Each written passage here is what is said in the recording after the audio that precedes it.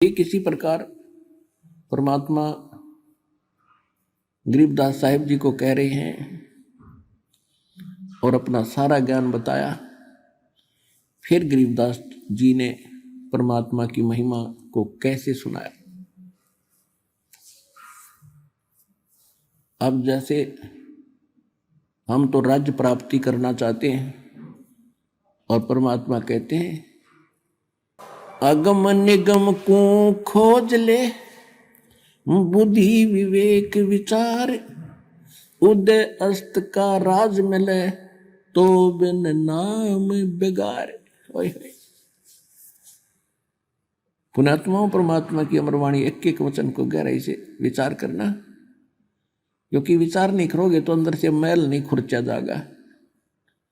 विचार मनन करना इसके ऊपर, ये क्या बताई है, किसी के डूम बाट के गीत नहीं, ये तो भगवान के दिए वचन है। पहले तो हमें शंका रहती थी कि किसने देखा है भगवान, आगे क्या होगा किसको पता है। अब जब भगवान ने आकर बता रहा है कि ये होगा, ऐसा होता है, तो वो भी अग्रम अग्रम खत्म होगी। किसने देखा है? खुद भगवान ने बताया, और जिनने भगवान देखा उनने बताई। तो फिर अगर नहीं मानता है तो घनी पी रहा है भाई। तो कहने का भाव ये है कि गरीबदास साहिब जी क्या बताना चाहते हैं कि अगम निगम को खोज ले, परमात्मा से प्राप्त ज्ञान के आधार से कह रहे,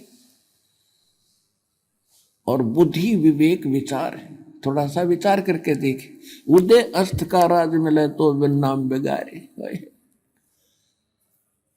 अब जैसे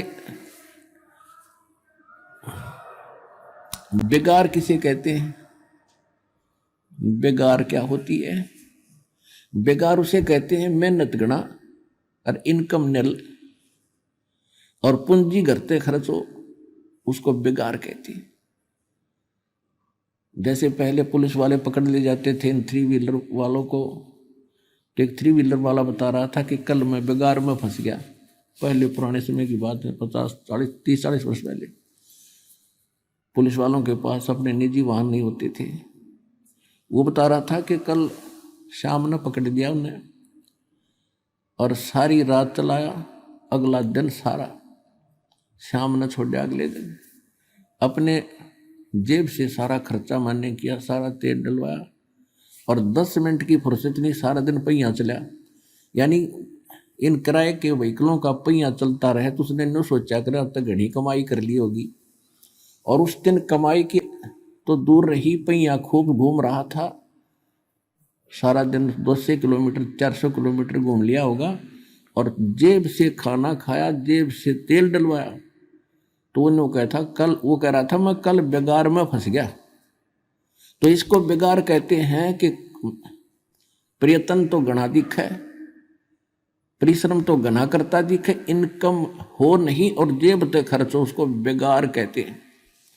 तो राजा लोग जो होते हैं आपने दिखे हैं कि बड़े ठाठ बाट हैं, आगे पीछे इनके बड़े हैं, अफसर सलूट मारते फिरते हैं और सारा दिन आज वहाँ मीटिंग है, आज वहाँ जलसा कर रहा है, आज वहाँ पुप कर रहा है, आज वैसा कर रहा है, सारा दिन पहिया बाज जाए इनका और भक्ति नहीं कर रहे। तो ये पिछले जन्म के पुण्यकर्मी प्राणी होते हैं। राजा हुआ, कोई धनी हुआ, कोई सेठ हुआ।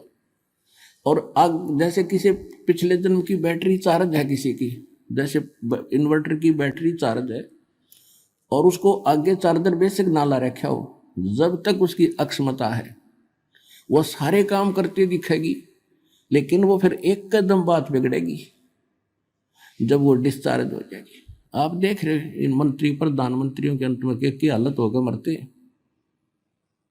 कोई दुर्घटना से मारा जाता है या कोई और अन्य कारण से बुरा हाल हो जाता है, और कोई 10 वर्ष कोई 5 वर्ष मंत्री मुख्यमंत्री रह गया, फिर बैठ जाए डोगा लेकर बरंडे में, कोई नहीं पूछता। तो उनकी वो बैटरी डिस्चार्ज हो ली, अब कुछ ना उसका पल्ला है। और फिर चाहे वो राजा भी हो चाहे मंत्री भी हो, और नाम लेकर चार्जर लगा ले और भगवान से डरने वाला होगा, भगवान से डर के कदम रखेगा, जब ज्ञान हो जाएगा नाजाज नहीं सतावेगा, गलत काम नहीं करेगा, चाहे दो उसका राज रहो चाहे ना रहो। और जब मालिक ने लिख दिया उसने हटावे कौन गा, तो ये विश्वास उस व्यक्ति को हो जाता है। फिर भी संत जो होते इस बीमारी से टला करें। तो कहने का भाव ये है कि अगम निगम को खोज ले और बुद्धि विवेक विचार,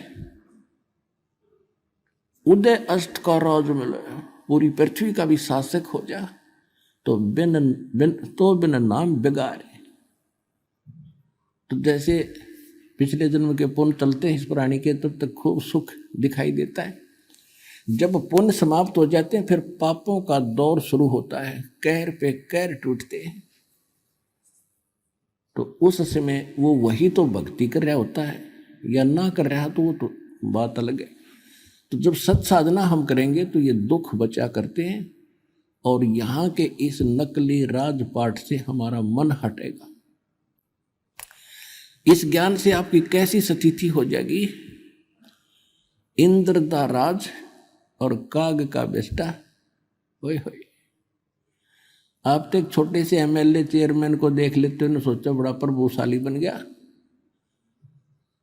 अब क्या बताते हैं कि इंद्र दा राज यानी स्वर्ग के राजा का राज हमारे लिए काग की बीट है, उस सतलोक के सुख की तुलना में।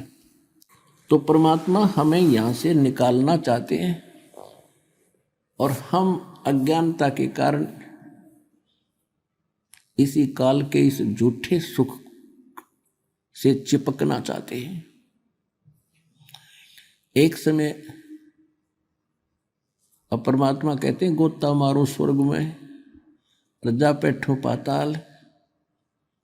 गरीबदास जी को बता रहे हैं परमात्मा कि गरीबदास में ढूंढता फिरूं अपने हीरे माणिक लाल। एक मुसलमान धर्म के अंदर अब्राहिम सुल्तान अधम नाम के एक राजा थे। अब पुण्यात्माओं ये विचार कर लेना, क्योंकि थोड़े से दिन में आपकी बुद्धि ठीक काम करने लगेगी। अभी तक तो बच्चे हो, कोई पहली कक्षा का, कोई दूसरी का, कोई तीसरी का, कोई चौथी पांचवी। और जिन दास के साथ जिनको 5-10 वर्ष हो गए, अब वो तो सारे संकेत समझने लगे जो दास कहना चाहता, और सारी सत्य हृदय में समा गई।